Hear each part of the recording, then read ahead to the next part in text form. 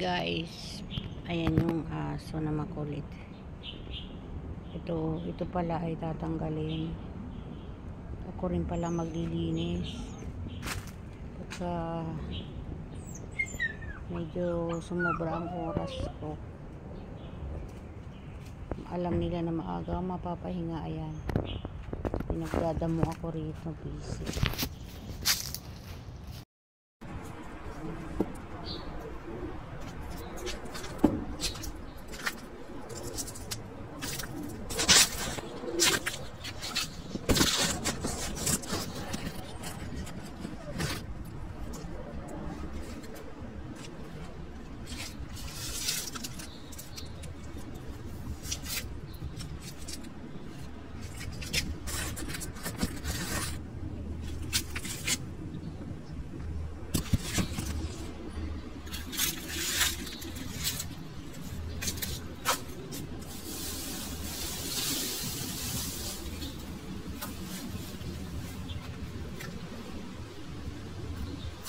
Guys, shoutout kayo sa nandyan. Magdadamo ako pala, magdadamo rito.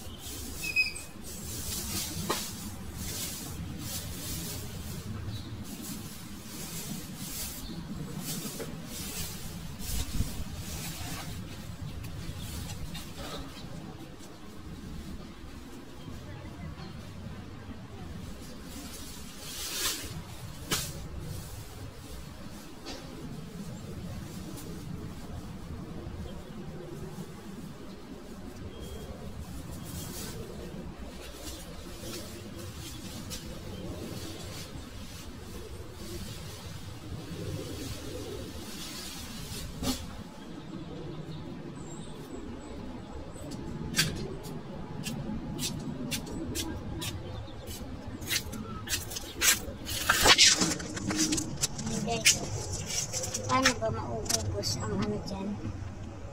Damo. Ayan, paano makupos yung damo dyan.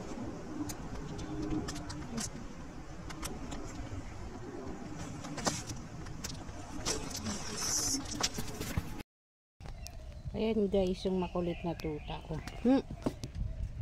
Kinakalmot yung akin. Ayan, dito ako. Ayan yung bahay niya. Oh. Ayan yung bahay niya. Dito umangal-ngal. Ayan, nilinis ko. Kulit yan eh. Kulit. Kulit. Hey! Kulit! Binawalis ko kasi ang daming mga dahon.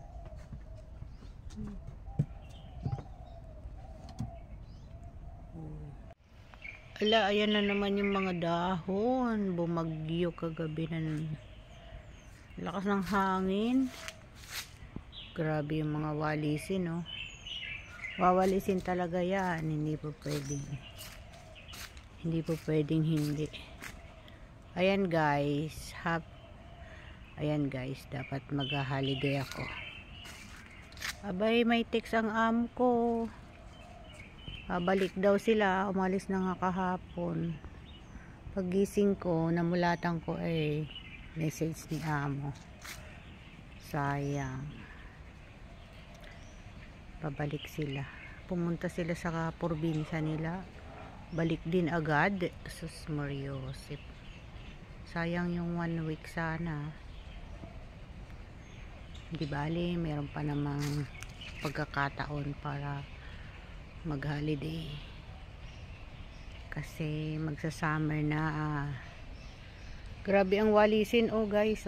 Ako nga magwawalis dito sa namin, sa harapan namin. Ayan ayan, ganyan ang sakit ng mga puno. Ayaw pa naman nila ng hindi doon sa nadagdagan ako ng work kasi doon sa likod ng bahay kailangan palang walisin. Akala ko porgit mga dahon lang okay lang yun, hindi winawalis. Yun pala kailangan mo rin linisin. Grabe parang bumagyo pero hindi naman ulan. Kahapon maaraw na kahapon. Tapos ngayon paggising ko ganyan na siya. Ay. Ayan guys. Happy Eastern guys. God bless. Yung hindi pa po nakaka-subscribe sa akin, please do subscribe. Chika Hote Official. Thank you. Bye-bye. Happy Eastern. Magwawalis muna si Ai. Ayun yung aso ko. Ayun yung makulit na aso. Maingay. God bless. Bye-bye.